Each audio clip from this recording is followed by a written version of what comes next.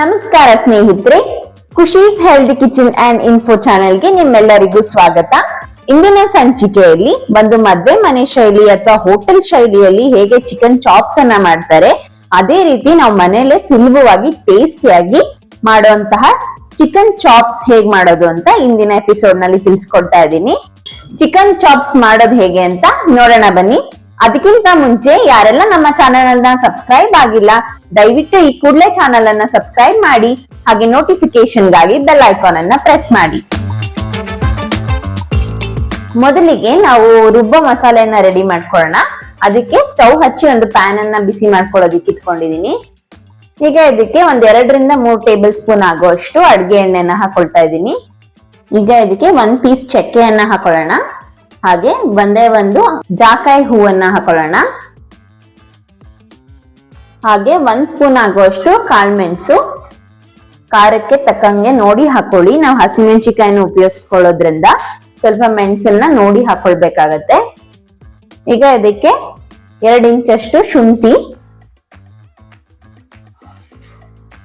ಹಾಗೆ 1 ಬೆಳ್ಳುಳ್ಳಿ, 1 ಗೆಡ್ಡೆ ಬೆಳ್ಳುಳ್ಳಿಯನ್ನ ಬಿಡಿಸಿಟ್ಕೊಂಡಿರೋಂಥದ್ದು, ಒಂದು 4-5 ಹಸಿಮೆಣಸಿನಕಾಯಿ. ಖಾರಕ್ಕೆ ನೋಡ್ಕೊಂಡು ಹಾಕೊಳ್ಳಿ. 1 ದೊಡ್ಡ ಈರುಳ್ಳಿಯನ್ನ ಸಣ್ಣದಾಗಿ ಹೆಚ್ಕೊಂಡಿರೋಂಥದ್ದು. ಈಗ 1 ಹಿಡಿಯಷ್ಟು ಪುದೀನ ಸೊಪ್ಪು, 1 ಹಿಡಿಯಷ್ಟು ಕೊತ್ತಂಬರಿ ಸೊಪ್ಪು, ಹಾಗೆ 1 ಹಿಡಿಯಷ್ಟು ಪಾಲಕ್ ಸೊಪ್ಪನ್ನ ಹಾಕೊಳ್ತಾ ಇದೀವಿ. ಪಾಲಕ್ ಸೊಪ್ಪು ತುಂಬಾನೇ ಐರನ್ ಅಲ್ಲಿ ರಿಚ್ ಆಗಿರುವಂತ ಸೊಪ್ಪು. ಹಾಗೆ ಚಿಕನ್ಗೆ ಒಳ್ಳೆ ಕಲರ್ ಅನ್ನ ಕೊಡುತ್ತೆ, ಮತ್ತೆ ಟೇಸ್ಟ್ ಅನ್ನು ಕೂಡ ಕೊಡುತ್ತೆ, ಹಾಗೆ ಆರೋಗ್ಯಕ್ಕೂ ಕೂಡ ಒಳ್ಳೇದು. ನಾನಿಲ್ಲಿ ಅರ್ಧ ಕೆಜಿ ಚಿಕನ್ಗೆ ಆಗುವಷ್ಟು ಮಸಾಲೆಯನ್ನ ರೆಡಿ ಮಾಡ್ಕೊಳ್ತಾ ಇರೋದ್ರಿಂದ ಈ ಕ್ವಾಂಟಿಟಿಯಲ್ಲಿ ಮಸಾಲೆಯನ್ನ ಹಾಕೊಂತಾ ಇದ್ದೀನಿ. ಈಗ ಇದೆಲ್ಲಾನು ನೀಟಾಗಿ ಬಾಡಿಸ್ಕೊಳ್ಳೋಣ ಎಣ್ಣೆಲಿ.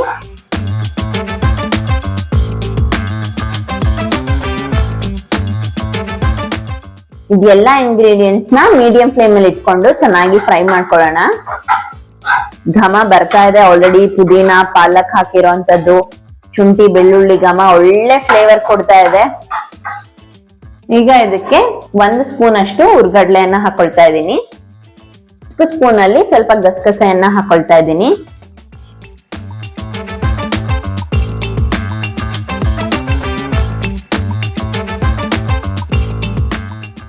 ಸೊ ನೋಡಿ, ಈ ಹದಕ್ಕೆ ನಾವು ಮಸಾಲೆಯನ್ನ ಲೈಟ್ ಆಗಿ ಫ್ರೈ ಮಾಡ್ಕೊಬೇಕಾಗತ್ತೆ. ತುಂಬಾ ಸೀದಿಸ್ಕೊಳ್ಳಬಾರ್ದು, ಟೇಸ್ಟ್ ಚೆನ್ನಾಗಿರೋದಿಲ್ಲ, ಕಹಿ ಬಂದ್ಬಿಡುತ್ತೆ. ಸೊ ಈಗ ಒಂದು ಮೀಡಿಯಂ ಹದದಲ್ಲಿ ನಾನು ಇದೆಲ್ಲ ಇಂಗ್ರೀಡಿಯೆಂಟ್ಸ್ ನ ನೀಟಾಗಿ ಹುರ್ಕೊಂಡಿದೀನಿ. ಈಗ ಸ್ಟವ್ ಆಫ್ ಮಾಡ್ಕೊಂಡು ಈ ಮಸಾಲೆನ ತಣ್ಣಗಾಗೋದಕ್ಕೆ ಬಿಡೋಣ. ಓಕೆ, ಈಗ ಮಸಾಲೆ ತಣ್ಣಗಾಗೋ ಅಷ್ಟರಲ್ಲಿ ನಾನಿಲ್ಲಿ ಒಂದು ಕಡಾಯನ್ನ ಕಾಯೋದಕ್ಕೆ ಇಟ್ಕೊಂಡಿದ್ದೀನಿ ಸ್ಟವ್ ಮೇಲೆ. ಈಗ ಇದಕ್ಕೆ ಒಂದು 3-4 ಟೇಬಲ್ ಸ್ಪೂನ್ ಆಗುವಷ್ಟು ಅಡ್ಗೆ ಎಣ್ಣೆನ ಹಾಕೊಳ್ಳೋಣ. ಸೊ ಮಸಾಲೆ ತಣ್ಣಗಾಗೋ ಅಷ್ಟರಲ್ಲಿ ನಾವಿಲ್ಲಿ ಚಿಕನ್ ಅನ್ನ ಫ್ರೈ ಮಾಡ್ಕೊಳ್ಳೋಣ. ಈಗ ಇದಕ್ಕೆ 1 ಸಣ್ಣದಾಗಿ ಹೆಚ್ಕೊಂಡಿರೋಂತಹ ಈರುಳ್ಳಿಯನ್ನ ಹಾಕೊಳ್ತಾ ಇದ್ದೀನಿ. ಹಾಗೆ 1 ಹಿಡಿ ಆಗುವಷ್ಟು ಮೆಂತ್ಯ ಸೊಪ್ಪನ್ನ ಸಣ್ಣದಾಗಿ ಹೆಚ್ಕೊಂಡಿರೋಂಥದ್ದು, ಇದನ್ನು ಕೂಡ ಒಗ್ಗರಣೆಗೆ ಸೇರಿಸ್ಕೊಳ್ಳೋಣ.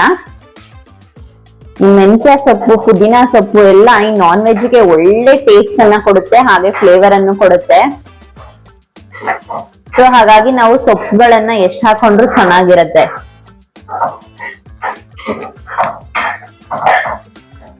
ಸೊ ಇದೆರಡನ್ನ ನೀಟಾಗಿ ಎಣ್ಣೆಲಿ ಫ್ರೈ ಮಾಡ್ಕೊಳ್ಳೋಣ. ಈಗ ಇದಕ್ಕೆ ತೊಳೆದಿಟ್ಕೊಂಡಿರುವಂತಹ ಅರ್ಧ ಕೆಜಿ ಚಿಕನ್ ಅನ್ನ ಹಾಕೊಳ್ತಾ ಇದ್ದೀನಿ.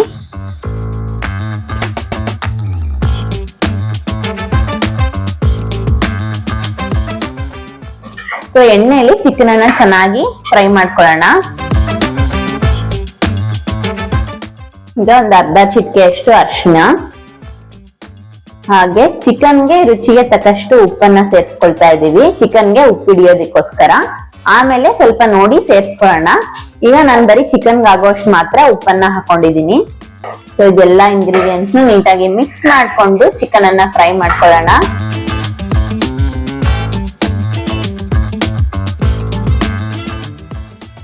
ಈ ಸ್ಟೇಜ್ ಅಲ್ಲಿ 1 ಸ್ಪೂನ್ ಆಗುವಷ್ಟು ಕಾಳು ಮೆಣಸಿನ ಪುಡಿಯನ್ನ ಹಾಕೊಂತಾ ಇದ್ದೀನಿ. ಆಲ್ರೆಡಿ ನಾವು ಕಾಳು ಮೆಣಸನ್ನು ಕೂಡ ಮಸಾಲೆಯಲ್ಲಿ ಸೇರಿಸ್ಕೊಂಡಿದೀವಿ, ಹಸಿಮೆಣಸಿಕಾಯಿನೂ ಹಾಕೊಂಡಿದೀವಿ. ಈಗ 1 ಸ್ಪೂನ್ ಆಗುವಷ್ಟು ಪೆಪ್ಪರ್ ಪೌಡರ್ ಅನ್ನ ಹಾಕೊಳ್ತಾ ಇದೀವಿ. ಇದು ಒಳ್ಳೆ ಫ್ಲೇವರ್ ಕೊಡುತ್ತೆ ಈ ಚಿಕನ್ ಚಾಪ್ಸ್ ಗೆ, ಹಾಗಾಗಿ ಈ ಪೆಪ್ಪರ್ ಪೌಡರ್ ನ ಈ ಸ್ಟೇಜ್ ಅಲ್ಲಿ ಹಾಕೊಳ್ತಾ ಇದೀನಿ.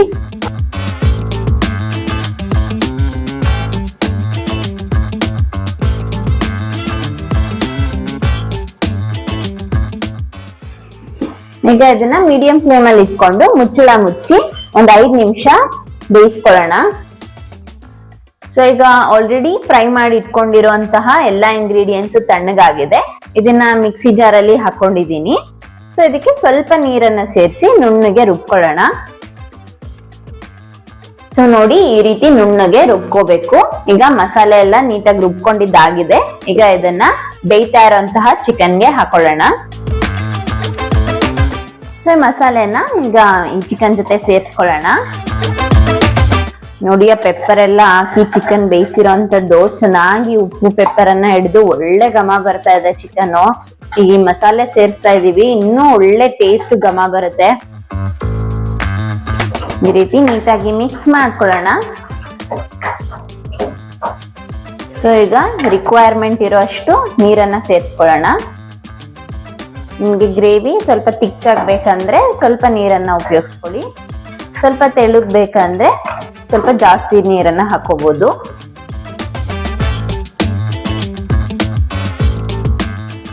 ಈಗ ಅದಕ್ಕೆ 1 ಸ್ಪೂನ್ ಆಗುವಷ್ಟು ಧನಿಯಾ ಪೌಡರ್ ಅನ್ನ ಹಾಕೊಳ್ತಾ ಇದ್ದೀನಿ.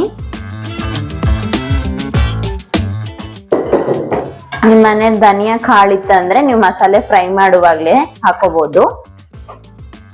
ಇಲ್ಲ ಅಂದ್ರೆ ಈ ರೀತಿ ಲಾಸ್ಟ್ ಅಲ್ಲಿ 1 ಸ್ಪೂನ್ ಧನಿಯಾ ಪೌಡರ್ ಅನ್ನ ಹಾಕೊಳ್ಳಿ. ಈಗ ರುಚಿಗೆ ತಕ್ಕಷ್ಟು ಉಪ್ಪನ್ನ ಸೇರಿಸ್ಕೊಳ್ಳೋಣ.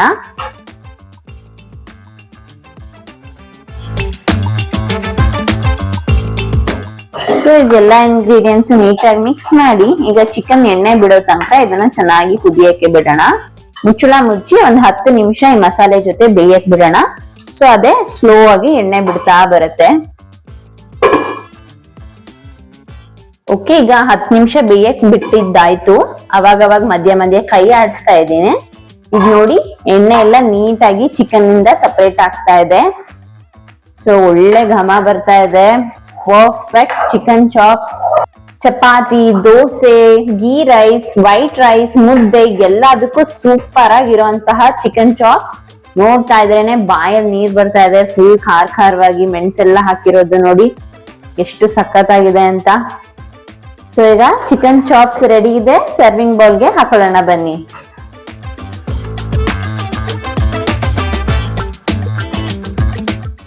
ಸೊ ಈ ವಿಡಿಯೋ ಇಷ್ಟ ಆಗಿದ್ದಲ್ಲಿ ಲೈಕ್ ಮಾಡೋದನ್ನ ಮರಿಬೇಡಿ, ಹಾಗೂ ನಿಮ್ಮ ಫ್ಯಾಮಿಲಿ ಅಂಡ್ ಫ್ರೆಂಡ್ಸ್ಗೂ ಕೂಡ ಮರಿದೇನೆ ಶೇರ್ ಮಾಡಿ. Thank you for watching our video.